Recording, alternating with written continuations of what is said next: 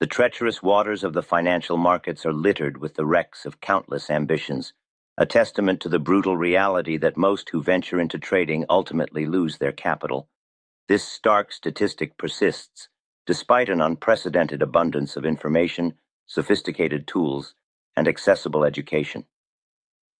Why do so many fail where a few succeed?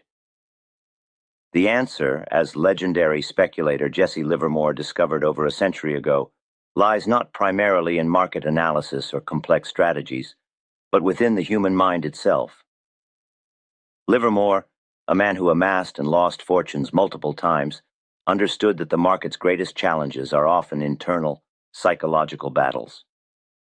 His insights into the emotional pitfalls of trading remain startlingly relevant, serving as a timeless guide for anyone seeking to navigate the speculative arena.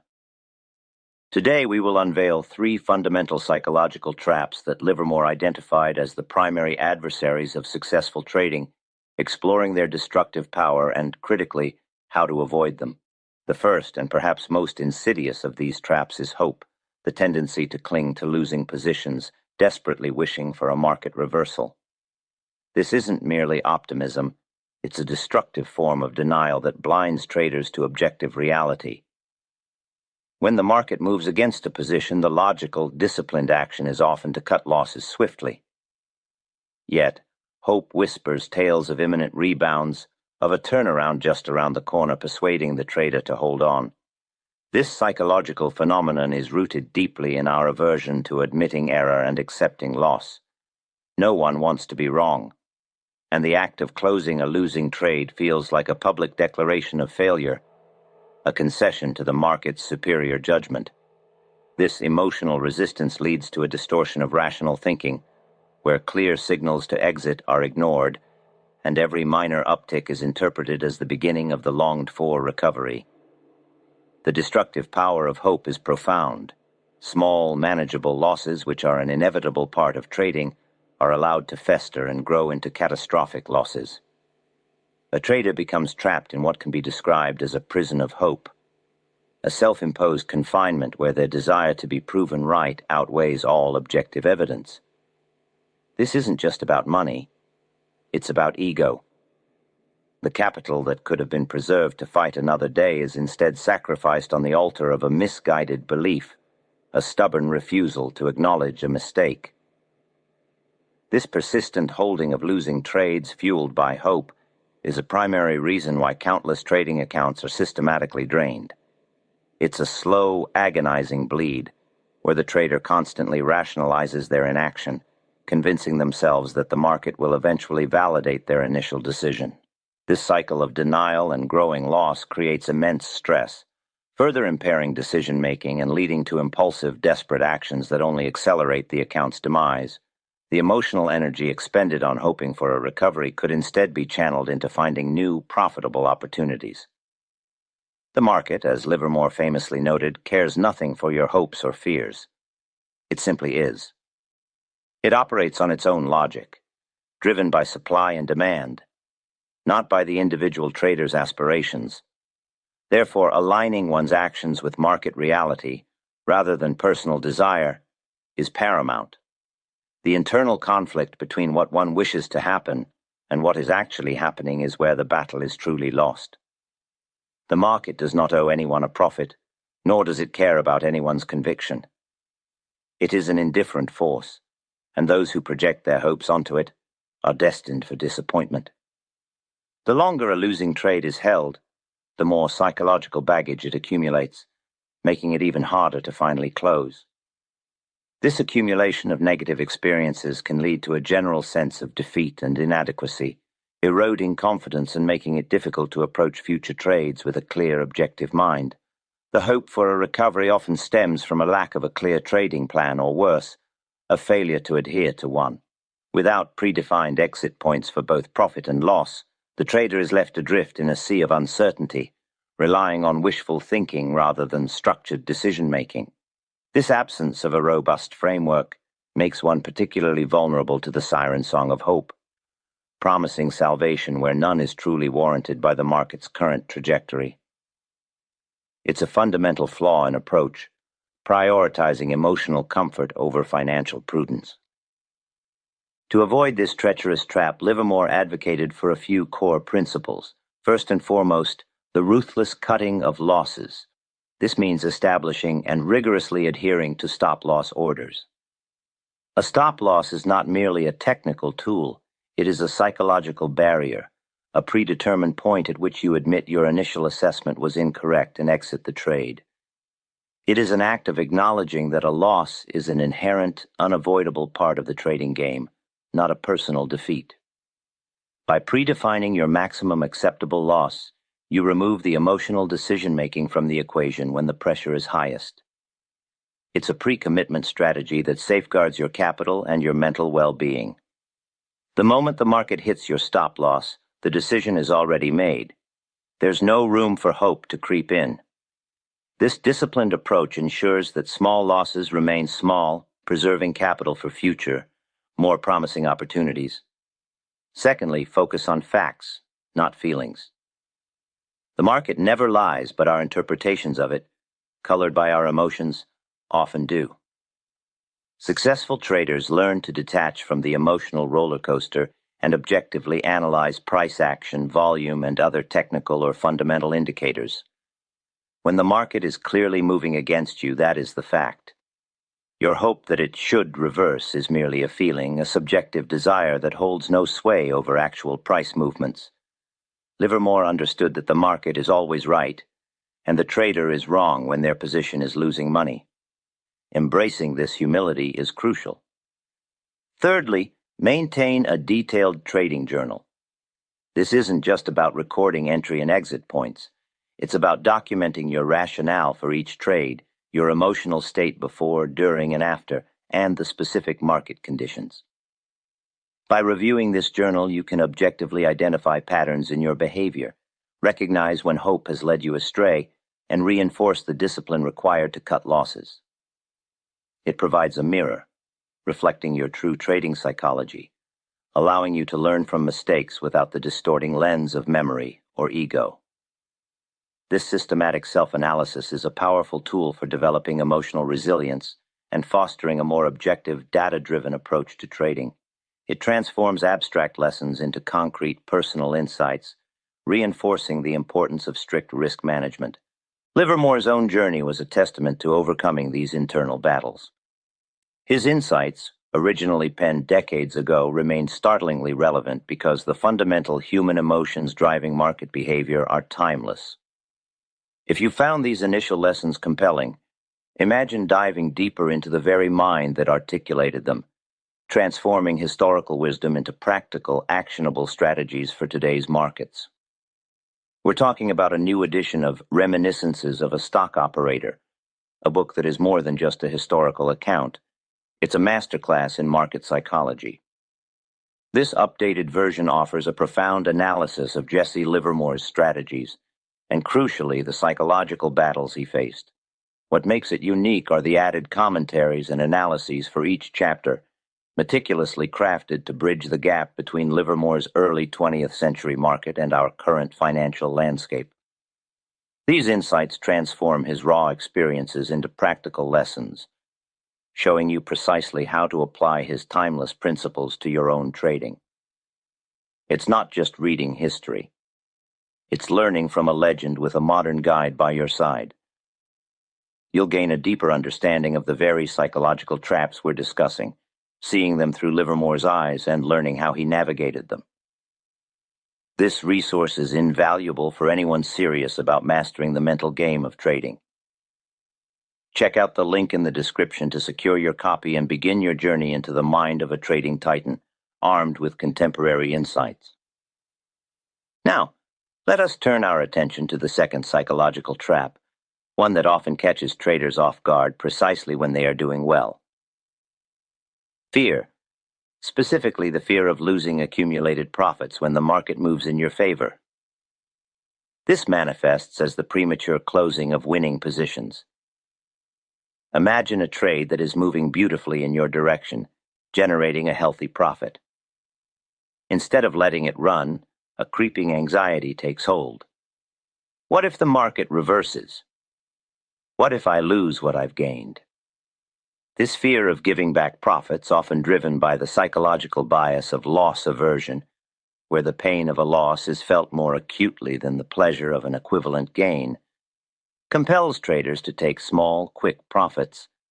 They cut their flowers and water their weeds, as the old adage goes, eagerly snatching modest gains while letting losses run wild.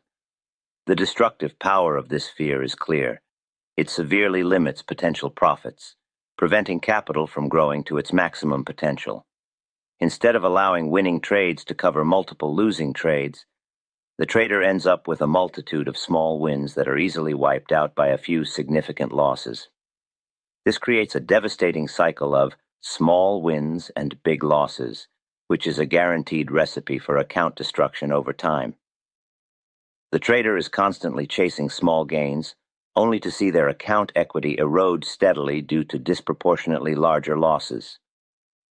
Furthermore, fear can also manifest as FOMO, fear of missing out. When a market is surging, and a trader has either missed the initial move or exited too early, the fear of being left behind can lead to impulsive entries at elevated prices, often just before a correction or reversal. This is still a manifestation of fear.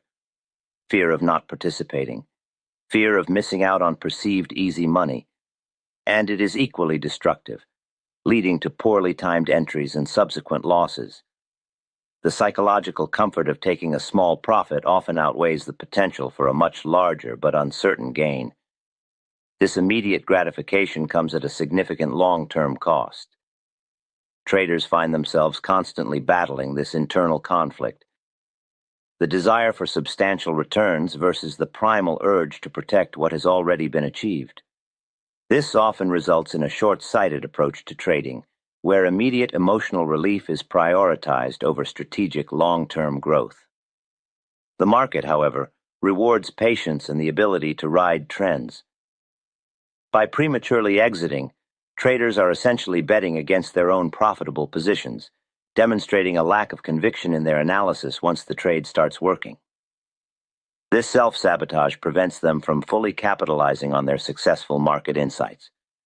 The mental gymnastics involved in justifying an early exit can be exhausting and, over time, lead to a pervasive sense of inadequacy, as the trader constantly reviews how much more they could have made. This retrospective regret further fuels the fear, creating a vicious cycle where past missed opportunities dictate future, equally cautious, and therefore equally limiting, actions. It's a fundamental misunderstanding of how compounding returns truly work, where letting winners run is the engine of significant wealth accumulation. The fear also often stems from a lack of confidence in one's own analysis or a failure to trust the established trading plan. If a trade setup was robust enough to enter, it should be robust enough to hold through reasonable fluctuations until its profit target or trailing stop is hit. Wavering conviction, driven by fear, undermines the very foundation of a systematic trading approach. To overcome the trap of fear, Livermore stressed the importance of patience and a clear strategy. Firstly, sit tight and let profits run. This is easier said than done, but it is the cornerstone of successful trend following. Big money in the markets is made by capturing significant moves, not by scalping small gains. This requires immense patience and the mental fortitude to withstand normal market fluctuations without panicking. Livermore observed that many traders are eager to take a few points profit but refuse to accept a loss of the same magnitude, which is a recipe for disaster. Instead, a trader must learn to identify strong trends and stay with them as long as the market indicates the trend is intact. This means enduring pullbacks and consolidations, understanding that these are natural parts of a healthy trend, not necessarily signals for immediate exit. Secondly, define clear exit plans based on analysis, not emotion. Before entering a trade, you should have a predefined profit target based on your technical or fundamental analysis. This target should be realistic but also ambitious enough to justify the risk. Once the trade is active, stick to this plan. Use tools like trailing stop losses to protect accumulated profits while still allowing the trade room to grow. This removes the emotional guesswork. When your target is hit or your trailing stop is triggered, exit without hesitation or regret. Thirdly, understand market fluctuations. The market rarely moves in a straight line. Pullbacks, corrections, and consolidations are normal. A slight dip in a profitable trade isn't necessarily a sign of reversal. It could just be a temporary pause before the next leg up. Learning to distinguish between normal volatility and genuine trend changes is vital. This comes with experience and a deep understanding of market structure. Lastly, master risk management. Properly sizing your positions is critical. If your position size is too large, even normal market fluctuations can generate significant paper losses, triggering fear and leading to premature exits. By trading with appropriate position sizes, you create mental breathing room, allowing you to ride out volatility without succumbing to panic. This ensures that a single trade, even a highly successful one, doesn't become so emotionally overwhelming that it leads to poor decisions. It's about finding that sweet spot where the potential reward is exciting, but the temporary drawdowns don't induce paralyzing fear. A well-managed risk profile empowers you to stay in winning trades longer, knowing that even if the market turns, your overall capital is protected by your disciplined approach to position sizing and stop-loss placement. This allows for a more objective assessment of the market's behavior, rather than being driven by the visceral reaction to paper profits or losses. Understanding these individual psychological traps is crucial, but it's also vital to see them within the larger tapestry of market history.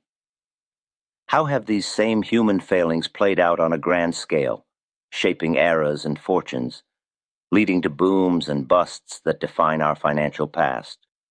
For those fascinated by the historical echoes of Wall Street, by the stories of financial crises, market manipulations, and the legendary figures who shaped them, I highly recommend exploring the YouTube channel Wall Street Memoirs. This channel is a treasure trove of historical events, delving into the intricacies of financial crises, the rise and fall of titans, and the often forgotten narratives that underscore the enduring psychological dynamics of the market. It offers a unique perspective on how the very human emotions we're discussing today, hope, fear, and greed, have manifested in collective market behavior throughout history. You'll gain a richer context for understanding why these traps are so powerful and how they've impacted markets for centuries. It's an excellent companion to Livermore's individual psychological lessons, providing the macro-historical view to complement the micro-individual one. Dive into the fascinating world of financial history and deepen your understanding of the forces that truly move markets, both then and now. Find the link to Wall Street Memoirs in the description below and subscribe to embark on a journey through the annals of financial legend. Finally, we arrive at the third psychological trap, greed. This manifests as overtrading, an unjustified increase in risk after a series of wins, and the relentless pursuit of quick riches. Greed is often the flip side of fear, emerging after a period of success. A string of profitable trades can breed overconfidence, leading a trader to believe they possess an infallible touch. This dangerous self-assurance causes them to neglect their carefully constructed risk management rules, increase their position sizes beyond prudent levels, and enter trades with less rigorous analysis. They start chasing the next big thing, often abandoning their proven strategies in favor of speculative, high-risk ventures. The destructive power of greed is immense. It transforms success into hubris, leading to a reckless disregard for the very principles that brought initial success. This can result in the swift erosion of hard-won profits, sometimes even wiping out an entire account. The death by 1,000 cuts scenario, where numerous small impulsive trades driven by greed eat away at capital through commissions and random losses, is a common outcome. The trader becomes addicted to the action, to the thrill of constant engagement, rather than focusing on high probability setups. Easy money once tasted often disappears just as quickly as the trader begins to gamble with their profits, treating them as expendable rather than as capital to be preserved and grown. This leads to a mentality where the market is seen as a personal ATM, an endless source of funds rather than a place requiring diligent analysis and disciplined execution.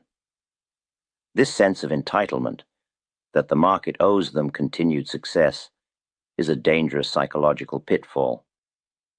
Greed also manifests in the relentless pursuit of quick riches. The allure of getting rich quick is a powerful motivator for many entering the markets, but it is a fantasy that often leads to catastrophic losses. The market is not a get-rich-quick scheme. It is a wealth transfer mechanism that favors the patient and the disciplined.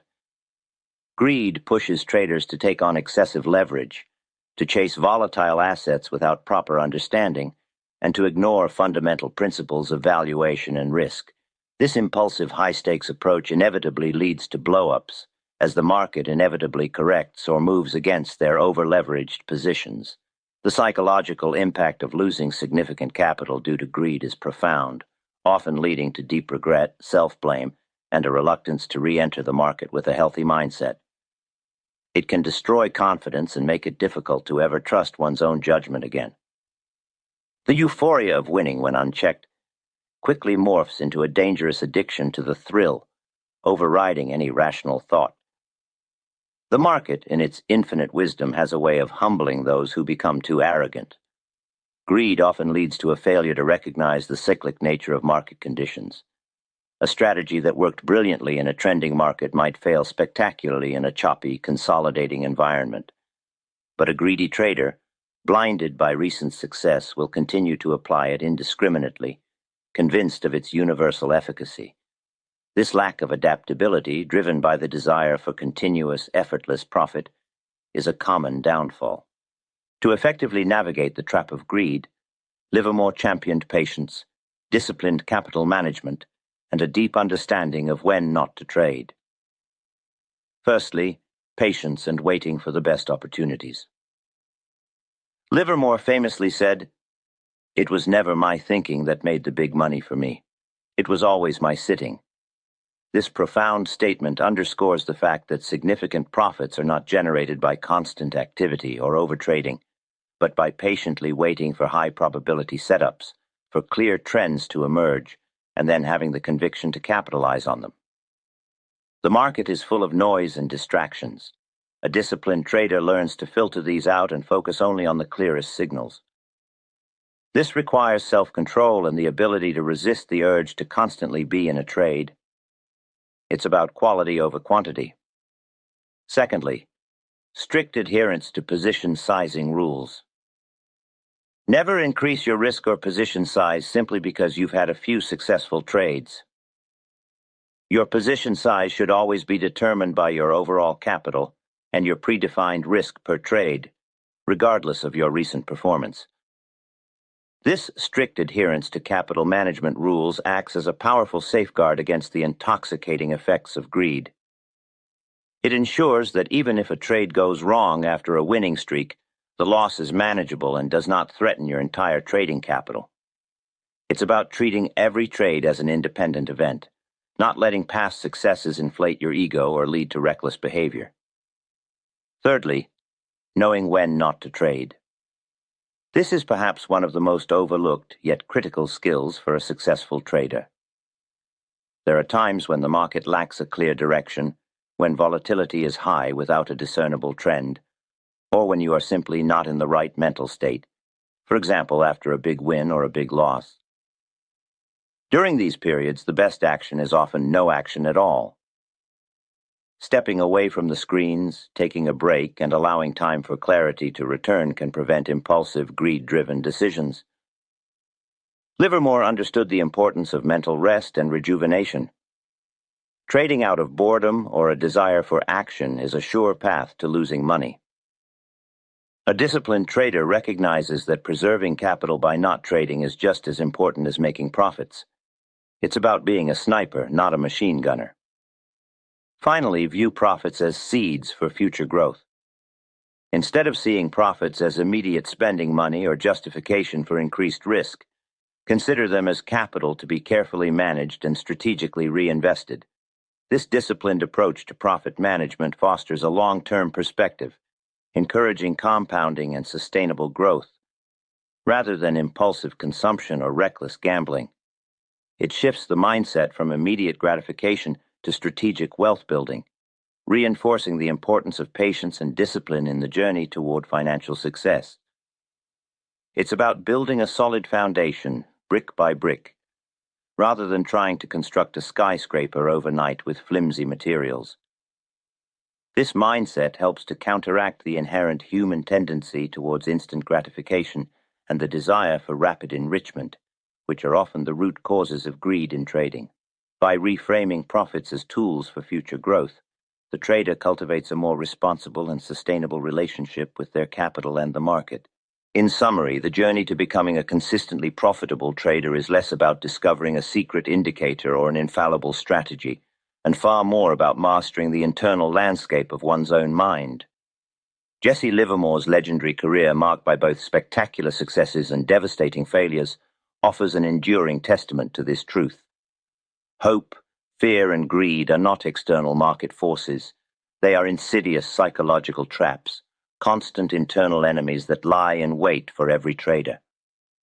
Hope can chain you to losing positions, transforming minor setbacks into catastrophic losses. Fear can compel you to prematurely abandon winning trades, truncating your potential profits and creating a cycle of small gains and large losses. And greed, often born from success, can lead to overconfidence, reckless overtrading, and the swift erosion of hard-won capital. The key to navigating these treacherous waters lies not in avoiding these emotions entirely, for they are an intrinsic part of the human experience, but in recognizing their presence, understanding their destructive power, and developing the unwavering self-control and discipline to act against their impulses. The market, in its indifferent wisdom, rewards the patient, the disciplined, and the objective. It punishes the emotional, the impulsive, and the undisciplined. Your success on Wall Street or in any financial market will ultimately hinge on your ability to stick to your rules, to manage your risk, and to make decisions based on facts and analysis, rather than on the fleeting whims of hope, fear, or greed. Remember, surviving on the market is not merely a goal. It is, in itself, a profound victory, for it means you have overcome the most formidable opponent of all, yourself. The ability to preserve capital, to learn from mistakes without being destroyed by them, and to remain in the game for the long haul is the true mark of a seasoned trader.